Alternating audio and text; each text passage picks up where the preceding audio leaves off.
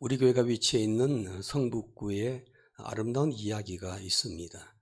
지금으로부터 5년 전에 우리 구에 속해 있는 한 아파트가 공사를 크게 하게 되었습니다. 그 공사는 개별 난방으로 전환하는 그런 큰 아파트 전체의 공사였습니다. 아파트 동대표이사 회의에서 공사 사업체를 선정을 했습니다. 그리고 그 공사업체와 동대표 간에 계약서를 작성하게 됩니다. 어떤 계약서를 하든가 항상 갑이란 게 있고 을이란 게 있죠. 그래서 그 당시에 갑은 아파트 동대표자 협의체였습니다. 을은 시공업체였습니다. 그런데 갑과 을을 그렇게 기록하지 않고 그 계약서에 이렇게 바꾸어서 계약을 맺었답니다. 동협의체는 갑이 아니고 동이라고 썼고, 그 다음에 시공업체는 을이 아니고 행이라고 썼습니다. 다시 말하면 계약서가 동행계약서가 된 것이죠. 동자와 행자를 합쳐서 동행계약서, 이렇게 계약서를 쓰게 되었습니다. 보통 갑이 있고 을이 있는 계약서가 대부분이죠. 그래서 항상 갑은 상위 기관이고 그리고 권력을 가진 곳이기 때문에 을은 따를 수밖에 없습니다. 그래서 어떤 때는 이런 부작용도 있죠. 갑질한다, 그렇게 얘기도 합니다. 그래서 이런 시대에 성북구에 있는 그 아파트에서 자율적으로 동행계약서라는 것을 만들어서 그 공사 기간 동안에 그런 마음을 가졌습니다. 주민들과 그리고 공사하는 모든 사람들이 함께 행복했으면 좋겠다, 그런 마음을 가지고 그 계약서를 작성을 해서 시행을 하게 되었답니다. 그런데 그 공사 기간 동안에 사람들이요, 단 하나 바뀌었는데 그 모든 그 아파트에 일할 때 분위기가 달라졌답니다. 관계도 달라지고 서로 대화하는 마음가짐도 달라지고 그리고 서로의 표정도 바뀌게 되었고 나아가서 삶의 질까지도 바꾸어 놓았답니다. 이 미담을 들은 성북구청에서 지역 주민들이 이런 아름다운 일을 했는데 참 좋은 아이디어구나. 그래서 구청에서 그것을 적극적으로 수용을 했습니다. 그 다음부터는 성북구청에서 모든 계약서는 동행계약서라, 이렇게 이름을 붙여서 계약을 했고요. 그리고 행정 모든 시스템 가운데 동행이란 말을 많이 사용하면서 모든 사람들이 함께 행복하게 살았으면 좋겠다, 그런 의미로 동행이란 단어를 성북구에서 가장 먼저 사용을 했어요. 이것이 표준이 되었습니다. 이 미담이 전국적으로 널리 알려지게 되었죠. 사람들에게 공감을 얻게 됩니다. 그리고 갑질 문화를 개선하자는 사회활동에 폭넓게 적용이 되어서 지금은요, 전국에 있는 많은 지자체들이 동행이라는 단어를 써서 계약서 행정을 펼쳐나가는 것을 볼 수 있습니다. 이 모든 것의 첫 출발은 성북구에서 주민에서 시작되었던 아름다운 이야기라는 거죠. 성경 말씀에도 보면은 하나님과 우리의 관계에 대해서 이런 동행계약서가 있는 것을 볼 수가 있죠. 하나님께서 우리와 함께 계시고 우리는 모든 인생 여정에 하나님과 함께 동행하며 살아가는 것이죠. 이것은 하나님께서 우리에게 약속하신 말씀이기도 합니다. 그러므로 이 동행 약속의 말씀을 믿고 그 말씀 따라 하나님과 함께 하는 인생을 살게 되면 하나님께서도 기뻐하시고 우리도 행복한 인생을 살 수 있는 줄로 믿습니다. 오늘 성경 말씀에도 보니까 바로 이런 삶을 사셨던 분의 이야기가 기록이 되어 있습니다. 이분은 바로 예수님이십니다. 예수님. 본문 말씀인 요한복음은 신약 성경 4복음서 중에 예수님이 어떤 분이신가를 가장 잘 묘사해 주고 있습니다. 하나님의 아들이신 예수님, 즉 예수님의 신성에 대해서 집중적으로 이야기하는 것이 요한복음입니다. 특히 그 중에서도 요한복음 13장에서부터 16장까지의 내용입니다. 예수님께서 십자가의 죽음과 부활을 앞두고 이제까지 따르던 제자들에게 자신이 어떤 분이신지를 교훈하는 내용들을 담고 있는 것이 13장에서부터 16장까지입니다. 본문 말씀은 그 내용 가운데 가장 마지막에 해당되는 부분입니다. 먼저 본문의 31절과 32절 말씀 제가 읽겠습니다. 보시기 바랍니다. 예수께서 대답하시되 이제는 너희가 믿느냐? 보라, 너희가 다 각각 제 곳으로 흩어지고 나를 혼자 둘 때가 오나니 벌써 왔도다. 예수님께서 자신을 따르는 제자들에게 하시는 말씀이셨습니다. 너희가 다 각각 제 곳으로 흩어지고 나를 혼자 둘 때가 오나니 벌써 왔도다. 이 말씀은 예수님께서 십자가의 죽음과 고난을 두고 하신 말씀이죠. 예수님께서 십자가의 죽음을 앞두고 체포되어 신문받으시며 고난받으실 때, 그리고 십자가를 지실 때 주님을 따르던 제자들은 예수님의 이 예언의 말씀대로 다 각각 흩어지고 말았어요. 그들은 예수님께서 고난과 핍박을 받으시며 십자가에 죽임당하실 때 모두가 제 갈 길을 다 가고 말았습니다. 이 예언의 말씀대로 예수님께서 십자가의 순환을 당하실 때 따르던 제자들이 다 흩어져 버리고 정말 예수님 말씀대로 예수님 외롭게 혼자가 되셨습니다. 제자들은 그동안 예수님을 잘 따라다녔죠. 제자들은 예수님을 따르면서 수많은 기적을 보았습니다. 수많은 이적을 보았습니다. 병 고친 것도 보았게 되었고, 귀신 쫓아낸 것도 보게 되었고, 죽은 자를 살린 것도 보게 되었고, 예수님께서 행하신 기적과 이적과 표적들을 많이 보았던 사람들입니다. 어떤 사람은 예수님에 대해서 주는 그리스도시요 살아계신 하나님의 아들이십니다 라고까지 위대한 신앙 고백을 했던 제자도 있었고요. 예수님께서 예루살렘에 죽으시러 올라가신다고 말하니까 우리도 주와 함께 죽으러 가자고 말한 제자들도 있었고, 다른 사람들은 다 주를 버릴지라도 나만큼은 주님을 버리지 않겠습니다라고 담대하게 약속을 했던 제자들도 있었습니다.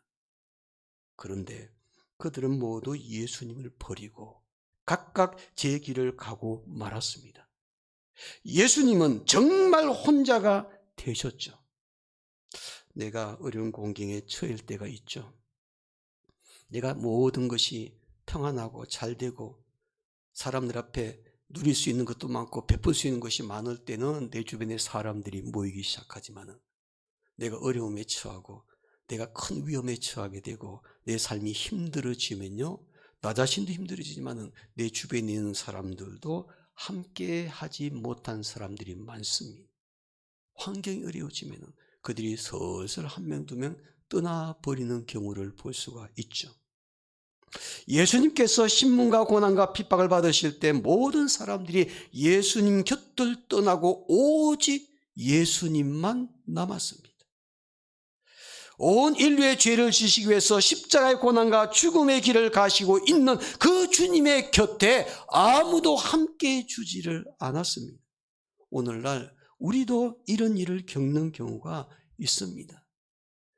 내가 어려운 공경에 처했을 때 그동안 나와 함께하던 사람들이 내 곁을 다 떠나버리고 맙니다. 내가 사업에 실패했을 때, 나에게 물질이 없어졌을 때 내게 뛰던 사람들이 점점 더 떠나버리는 것도 볼 수가 있고요.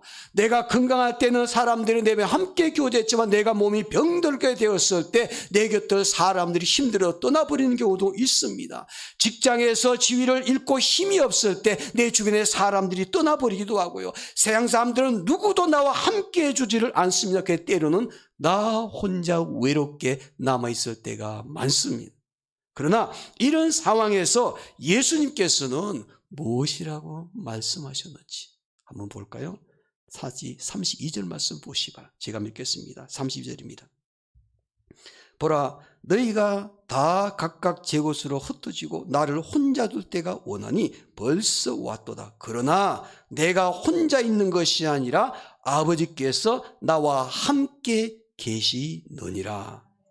내가 고난과 핍박과 죽임을 당할 때 제자들은 다 내 곁을 떠나버리고 말았지만은 누가 나와 함께 계신다고요? 아버지께서, 하나님께서 함께 계신다고 말씀합니다. 예수님을 따르는 제자들, 세상 모든 사람들, 이들이 다 예수님을 버리고 떠난다 할지라도 오직 아버지 되신 하나님만은 떠나지 않고 함께 계신다고 예수님은 고백하십니다. 고난 중에도 성자 예수님과 함께 계셨던 성부 하나님께서 오늘 우리와 함께 계시는 줄로 믿습니다.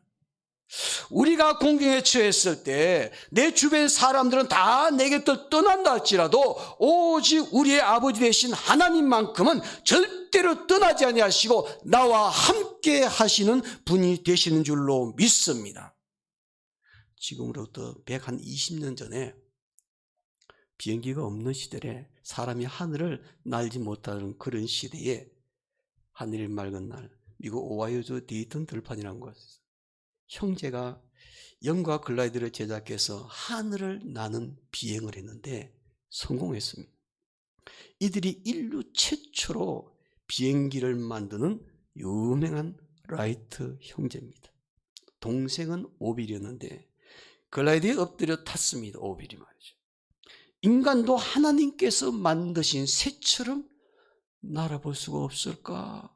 그런 궁금증에서부터 시작돼가지고 이 비행기를 만들기를 시작했습니다. 이런 의문을 가지고 비행기를 연구했는데 그들이 120년 전에 성공했습니다.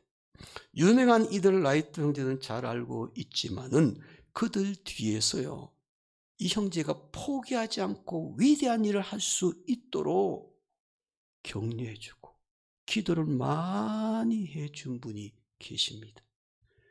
이 사람은 이 라이트 형제의 아버지였습니다. 아버지는 밀턴 라이프라는 분인데 이분은 목사님이셨습니다. 목사님이 두 아들이 이 하늘을 날고 싶은 이런 욕망 가지고 비행기를 만든 일에 시간을 보내니까 그들을 격려하고 그들에게 위해서 기도를 많이 해주었습니다. 이들 뒤에는 목사였던 아버지의 기도가 격려가 있었기 때문에 오늘날 하늘을 날 수 있는 비행기가 탄생되게 된 거죠. 그 아버지는 두 아들에게 두려움이 있을 때 늘 이렇게 말했다. 두려움을 버려라. 언제나 주님이 함께 계신다. 두려움을 버려라. 언제나 주님이 함께 계신다. 글라이더를 만들어서 동생은 엎드리고 그 형이 함께 하늘을 나는 그 순간에도 떨어지면은 죽는 것인데 얼마나 두려움이 컸겠습니까? 한 번도 날아보질 않았는데 그 형제의 아버지가 말합니다. 두려움을 떨쳐버려라. 언제나 주님이 함께 계신다. 오늘날에도 첨단 시설을 갖춘 비행기를 타고 하늘을 날아갈 때 종종 그런 생각 들 때가 있지 않습니까? 저도 그렇습니다. 특히 꼬리 부대가 있으면 듣는 그런 생각이 들 때요. 이게 추락하면 어떻게 되지? 애들 말로 뼈도 못 추리는 거죠. 문득 두려움이 느낄 때가 있습니다. 그 당시에 새처럼 하늘을 난다는 것은 죽음을 각오한 무섭고 두려운 일이었습니다. 그러나 목사였던 아버지의 격려, 두려움을 버려라. 언제나 주님이 함께 하신다. 이 격려가 이들 형제에게 인류 역사상 위대한 일을 할 수 있는 동인이 되었습니다. 주님이 우리와 함께 하신다. 하나님이 나와 함께 하신다는 확신을 가지고 사는 사람이 환경을 두려워하지 아니하고 위대한 일을 해낼 수 있는 줄로 믿습니다. 하나님이 나와 함께 하십니다. 하나님이 우리의 가정에 함께 하시민, 하나님이 우리의 일터와 사업장에 함께 하시민, 하나님이 우리 교회에 함께 하시민, 하나님이 함께 하심을 확신하는 사람은 어떤 환경 속에서도 절망하거나 포기하지 않고 새 힘을 얻어서 마침내 모든 일을 성취할 수 있는 줄로 믿습니다. 그러면 하나님과 함께하는 인생을 살 때 우리에게 어떤 일이 일어나게 될까요? 하나님과 함께하는 인생을 살게 되면 우리가 기대할 수 있는 인생이 어떤 모습일까? 오늘 주님께서 하신 말씀을 통해서 깨달을 수가 있습니다. 첫째로 하나님과 함께하는 인생을 살 때 우리는 평안함을 누릴 수 있습니다. 본문 33절 말씀을 보시기를 바랍니다. 이것을 너에게 이르는 것은 너희로 내 안에서 무엇을 누리게 하려 함이라? 평안을 누리게 하려 함이라. 예수님을 따르던 제자들, 예수님께로부터 십자가의 고난과 핍박과 죽음에 대한 말씀을 듣게 되었죠. 앞으로 일어날 일들을 생각해 보게 되면 두려운 마음이 생깁니다. 불안한 마음이 생깁니다. 그러나 주님께서는 제자들에게 평안을 누리게 해주신다고 약속해 주셨습니다. 그런데 그 평안은요, 누구 안에서 누리는 평안이라고 말씀하고 있습니까? 본문에 보니까 내 안에서. 여기서 내 안이라는 것은 예수님 안이란 말이죠. 이것은 세상의 평안이 아니라 주님의 평안이라는 것입니다. 세상이 주는 평안이 아니라 하나님이 주시는 평안이라는 것입니다. 우리의 인생에 많은 물질을 얻고 높은 지위를 얻고 명예를 얻었다고 할지라도 그 마음에 참된 평안이 없으면 결코 행복이라고 말할 수가 없습니다. 우리의 마음에 평안을 누리고 있는 사람이 진정한 행복을 누릴 수가 있는 줄로 믿습니다. 그래서 성경에 보니까 유명한 말씀이죠. 잠언 25장 24절에 보니까 다투는 여인과 함께 큰 집에 사는 것보다 움막에서 혼자 사는 것이 더 낫다고 말이죠. 또 심지어는 잠언 21장 19절에 보니까 여자분들 섭섭하게 생각하지 마시기 바랍니다. 다투며 성내는 여인과 함께 사는 것보다도 광야에 사는 것이 낫다고. 그런데 왜 남자에 대한 얘기는 없는지 모르겠어요. 저는 오늘 이 시간에 여자 성도들 이렇게 바꾸어서 읽고 싶습니다. 다투는 남편과 함께 큰 집에 사는 것보다 움막에 혼자 사는 것이 나으니라. 다투며 성내는 남편과 함께 사는 것보다 광야에서 혼자 사는 것이 나으니라. 이것을 크게 공감하신 분들이 많으실 겁니다. 가정의 평안을 누리는 것, 내 마음의 평안을 누리고 사는 것, 이 평안이 얼마나 귀한지 모릅니다. 여러분은 가정의 평안을 누리고 계시는지요? 여러분의 마음에 참된 평안을 누리고 계시는지요? 예수님께서 말씀하시는 요한복음 14장 27절에서 이렇게 말씀하셨죠. 평안을 너희에게 끼치노니 곧 나의 평안을 너희에게 주노라. 내가 너희에게 주는 것은 세상이 주는 것 같이 아니하니라. 너희는 마음에 근심도 말고 두려워하지도 말라. 세상이 우리에게 주는 평안이 있습니다. 세상이 우리에게 주는 그 평안은 평안이지만은 일시적인 평안입니다. 환경이 바뀌게 되면 그 평안을 잃어버립니다. 그러나 주님께서 우리에게 주시는 평안은 세상이 우리에게 주는 평안과 다른 것입니다. 일시적인 평안이 아니라 영원한 평안, 환경에 구애받지 않는 평안, 이 평안은 주님이 우리와 함께 계실 때 우리가 누릴 수 있는 참된 평안입니다. 주님이 우리와 함께 하시는데 왜 평안을 누리지를 못하는 것일까요? 우리가 교회 다니는 분들이 주님이 나와 함께 하시는데 왜 평안을 누리지 못하는 것일까요? 주님 말씀이 잘못된 것일까요? 아닙니다. 주님은 항상 우리와 함께 하시는데 내가 아무리 힘들고 고통스럽고 어려워도 주님이 항상 나와 함께 하시는데 문제는 내가 그것을 느끼지 못하고 살고 있는 것이죠. 내가 느끼지 못하는 겁니다. 내가 주님이 나와 함께 하신다는 것을 내가 확신하지 못하고 자꾸 의심하고 살기 때문에 그 평안을 누리지를 못하는 것이죠. 주님이 나와 함께 하심을 확신하지 못하기 때문에 주님이 나에게 주시는 평안을 누릴 수가 없더라는 것입니다. 오늘 우리는 세상이 우리에게 주는 평안이 아니라 주님이 우리와 함께 하실 때 얻을 수 있는 참된 평안을 누리는 성도가 되기 위해서 어떤 상황 속에서도 주님이 나와 함께 하시는 것을 느낄 수 있는 사람, 어떤 상황 속에서도 주님이 나와 함께 하심을 확신할 수 있는 성도가 되어야 될 줄로 믿습니다. 바로 이런 사람이 주님 안에서 참된 평안을 누릴 수 있는 줄로 믿습니다. 둘째로, 하나님과 함께하는 인생을 살 때 우리는요, 환난을 당해도 담대해질 수가 있습니다. 다시 33절 말씀 볼까요? 제가 읽겠습니다. 33절입니다. 이것을 너희에게 이르는 것은 너희로 내 안에서 평안을 누리게 하려 함이라. 세상에서는 너희가 환난을 당하나 무엇하라? 담대하라. 예수님은 우리에게 세상에서 살 때 환난이 없다고 말씀하지 않으셨죠. 우리는 그 얘기를 듣고 싶은데, 너희들은 나를 믿기 때문에 세상 살아갈 때 환난이 전혀 없을 것이라 이렇게 말씀하셨다면 얼마나 좋았겠습니까? 그런데 주님께서는 그렇게 말씀하지 않으셨습니다. 성경은 그렇게 말하지 않습니다. 세상을 살 때 환난이 없다고 말씀하지 않으셨습니다. 예수님을 잘 믿는 사람들, 예수를 위해서 헌신적으로 따르는 사람들, 이런 사람들도 세상에서 살아갈 때 환난을 당할 수 있다고 말을 합니다. 그리스도인은 세상에서 환난을 당하지 않는 사람이 아니라 환난을 당해도 그 환난을 이기는 사람인 줄로 믿습니다. 그러므로 우리가 세상을 살아갈 때 왜 우리가 환난을 당합니까? 이 코로나 시대에 왜 교회가 고통을 당합니까? 왜 그리스도인들이 신앙생활을 하는데 이렇게 고난을 당합니까? 원망하고 불평할 필요가 없습니다.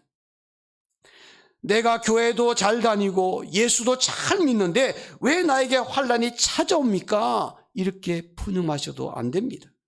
하나님의 아들이신 예수님도 이 세상에서 환난을 당하셨습니다. 예수님은 세상에서 환난을 모르거나 환난을 당한 경험이 없는 분이 아니셨습니다. 누구보다도 세상에서 가장 많은 환난을 경험하셨고 그 환난이 무엇인지로 누구보다도 체험적으로 경험하셨던 분이셨습니다. 바로 그분께서 우리에게 이렇게 말씀하고 있지 않습니까? 세상에서는 환난을 당한다고 이미 2000여 년 전에 예언하셨습니다. 믿지 않는 사람들도 세상에서 환난을 당하고 믿는 우리도 세상에서 동일하게 환난을 당하지만 그러나 우리는 위축되는 것이 아니라 세상을 향해서 담대해질 수 있는 줄로 믿습니다. 왜냐하면 모든 환난을 잘 아시는 주님께서 우리와 함께 계시기 때문인 것입니다. 주님과 함께하는 사람, 하나님과 함께 인생을 사는 사람, 이런 사람들은 비록 세상에서는 환난을 당하지만은 굴하지 아니하고 세상을 향해서 환난을 향해서 담대해질 수가 있는 줄로 믿습니다. 여러분은 세상에서 환난을 당할 때 어떤 태도를 취하십니까? 그 환난에 대해서 불평하시는 분입니까? 원망하시는 분입니까? 어떻게 해서라도 좀 그 환난을 피해가고 싶은 그런 분이십니까? 우리에게 환난을 주는 세상에 절망하고 환난 앞에서 굴복하는 분이십니까? 그러나 하나님이 함께하는 사람은 세상에서는 환난을 당하나 담대해지는 줄로 믿습니다. 환난 당할 때 불평하거나 원망하지 마시기 바랍니다.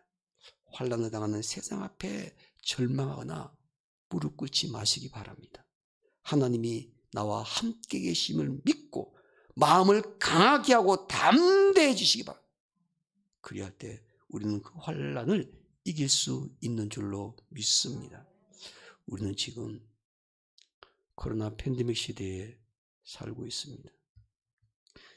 예전에도 코로나 바이러스가 있긴 있었지만은 우리가 지금 겪고 있는 고통과 이런 어려움보다는 덜했습니다.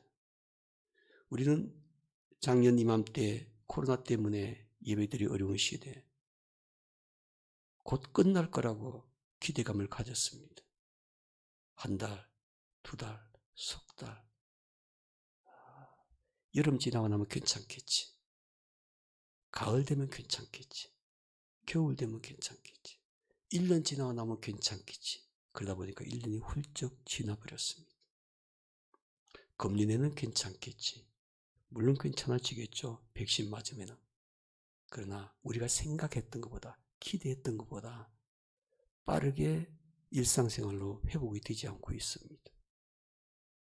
우리나라 같은 경우에는 지금 예측하기로는 거의 빠르면은 가을, 그렇지 않으면 겨울, 심하면은 내년 봄까지도 마스크 쓰면서 조심스럽게 지내야 하고 또 예배도 조심스럽게 드려야 될 그런 상황이 예측이 되고 있지 않습니까?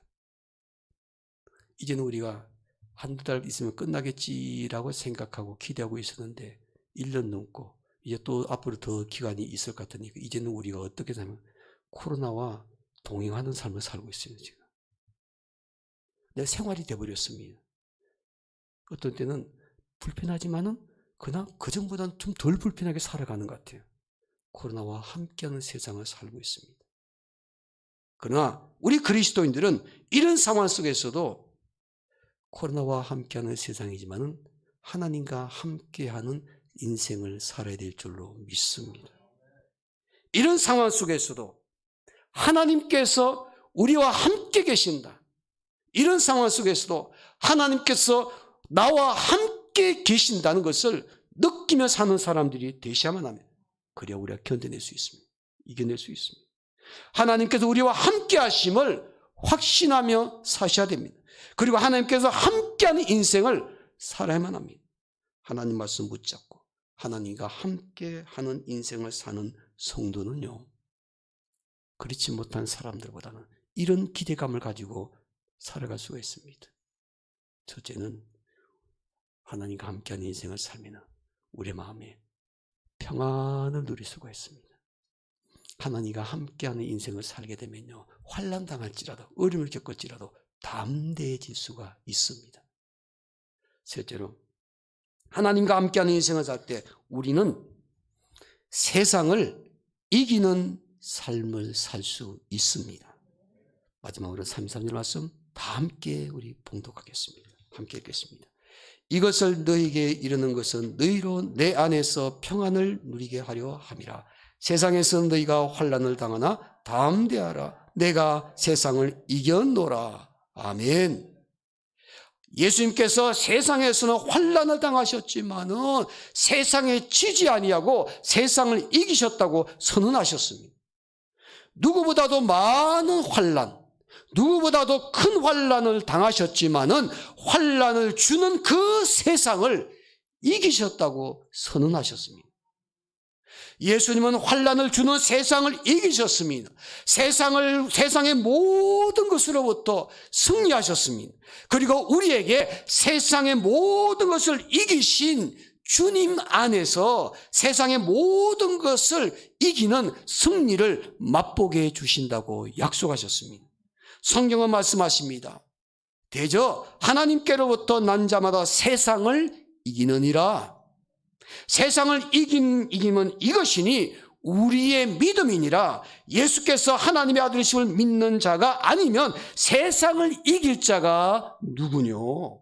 요한일서 5장 4절 말씀입니다. 하나님께로부터 난 사람들은요, 세상을 반드시 이긴다고 했습니다. 우리가 세상을 이기는 것이 아닙니다. 내가 힘든 세상을 이기는 것이 아니라 우리의 그 믿음이 세상을 이기게 만들어주는 것입니다. 그래서 우리에게 필요한 것이 뭐냐면은 우리의 힘과 우리의 능력이 아니라 우리의 지혜가 아니라 믿음입니다. 믿음이 세상을 이기는 것이지 우리의 지혜가 우리의 능력과 우리의 권세가 세상을 이기는 것이 아니라고 성경은 우리에게 분명히 말씀하죠.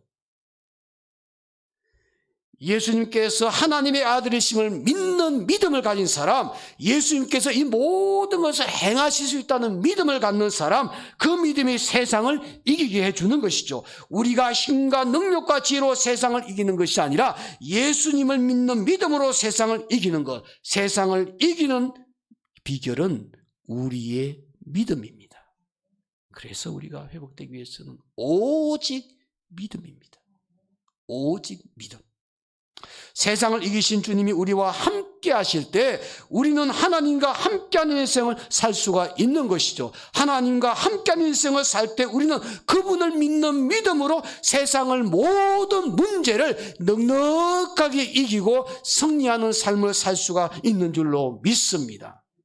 하나님께서 모세를 부르셨죠. 동족 이스라엘을 구원하라고 말씀하셨습니다. 그때 모세는 사양했습니다. 저는 그럴 만한 능력이 없습니다. 보낼 만한 사람을 보내세요. 그때 하나님께서 모세에게 하신 말씀을 기억하십니까? 모세야, 가라. 내가 너와 함께 하리라.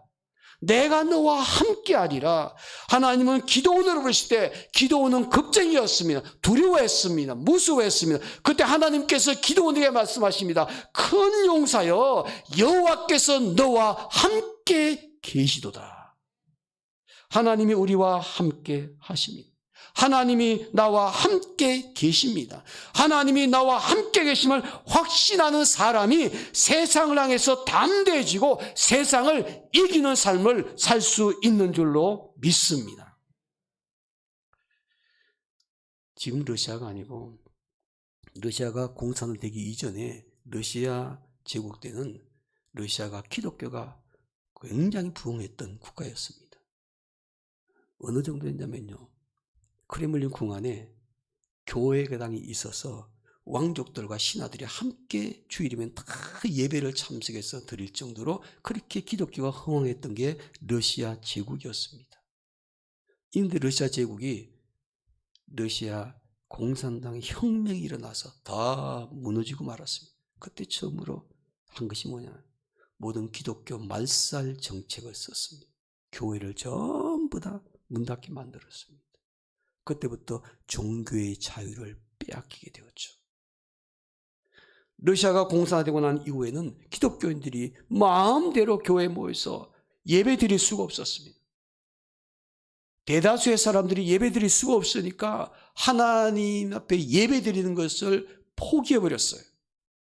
그럼에도 불구하고 그 상황 속에서도 주일이 아닌 날을 피해서 아주 비밀 장소에 모여가지고 예배를 드리는 그룹들이 많이 일어나기를 시작을 했습니다. 교회에 모일 수 없으니까, 주일날 모일 수 없으니까 주일을 피해서 몰래 비밀 장소에 함께 모여가지고 예배를 드리는 공동체들이 일어나기 시작했습니다. 그러나 그들은 발각되면 다 체포되어 가서 감옥 생활을 해야만 했습니다. 한 공동체에서 주일날을 피해서 지하 비밀스러운 장소에서 예배를 드렸습니다. 그들이 예배 드릴 때 비밀 경찰들이 들이닥쳤습니다. 결국은 모두가 체포되었죠. 비밀 경찰들이 말합니다. 오늘 이곳에 모인 사람들 숫자, 이곳에 모인 사람들 이름을, 명단을 다 제출하라고 그랬습니다. 그래서 그곳에 모인 사람들이 모인 숫자와 그리고 이름을 적은 명단을 냈는데, 그 중에 신자들이 한 사람의 이름을 말하지를 않았습니다. 그러다 보니까 한 사람의 이름이 빠진 것이죠. 그래서 그곳에 모인 숫자가 있고 이름의 숫자도 똑같아야 될 텐데 숫자와 이름의 숫자가 하나가 틀렸습니다. 한 사람의 이름이 빠진 것이죠. 그래서 비밀경찰들이 그곳에 모인 사람들에게 고문을 가합니다. 빠진 사람의 이름을 얘기하라고. 그 사람의 이름을 밝히게 만들어서 결국 수많은 매를 맞고 이름을 알려주었습니다. 그 이름은 예수 그리스도였습니다. 예수 그리스도. 그들 눈에는요, 예배하는 그들의 눈에는 예수님이 보이질 않았습니다. 그런데 예배하는 자기들과 함께 예수님이 계신다고 믿었습니다. 예수님이 이곳에 함께 계신다고 믿었기 때문에 예수님을 그들의 예배 숫자에 포함을 시키고 그분의 이름을 기록하지를 않았습니다. 그들은 예배 드릴 때마다 피해서 몰래 고통스럽게 예배를 드렸지만 항상 예배 드릴 때마다 그 공동체는 이 예배 시간에 예수님이 우리와 함께 계시고 있다, 그걸 믿었고 확신하는 예배 공동체였습니다. 내가 세상 끝날까지 항상 너희와 함께 있으리라는 그 주님의 약속의 말씀을 이들은 철저하게 믿었던 예배자들이었습니다. 우리도 모여서 예배할 때마다 이런 믿음과 자세로 예배해야 하지 않을까요? 우리도 모여서 이 성전에 예배할 때마다 이런 믿음과 자세로 예배하게 되면 살아있는 예배, 하나님이 기뻐하신 예배 드릴 수 있지 않겠습니까? 또 예배 후에도 교회뿐만 아니라 이 성전뿐만 아니라 세상에 흩어진 교회로 살아갈 때 이런 믿음과 이런 삶의 태도를 가지고 하나님과 함께하는 인생을 살아야 되지 않겠습니까? 그래서 오늘 설교 본문의 제목은 하나님과 함께하는 인생입니다. 하나님과 함께하는 인생. 저는 이 말씀을 준비하면서 저 자신도 반성 많이 하고 하나님 앞에 이렇게 더더욱 어려울 때 살아야 되는데, 환경이 어렵고 힘들 때 정말 이렇게 살아야 되는데 그런 영적 감각이 무뎌지는 것을 발견하면서 스스로 회개하게 됩니다. 우리는 어렵고 힘든 시대에 신앙생활하고 있습니다. 그러나 우리는 환경만을 탓하고 있을 때가 아니지 않습니까? 우리에게 주어진 기회, 예배할 수 있는 기회, 예배하는 기회 때마다 초대교회 성도들처럼 예배 때 주님이, 하나님이 함께 계신다는 믿음, 그 확신 가지고 예배드리고 참된 예배드리고, 흩어져서 우리의 삶의 현장에서 가정이 되든 일터와 사업장이 되든 그곳에서도 하나님과 함께하는 인생을 살아가게 된다면 오늘 저와 여러분들은 하나님 약속과 주님 약속 말씀대로 이런 행복한 삶을 살아가게 될 줄로 믿습니다. 기도하겠습니다.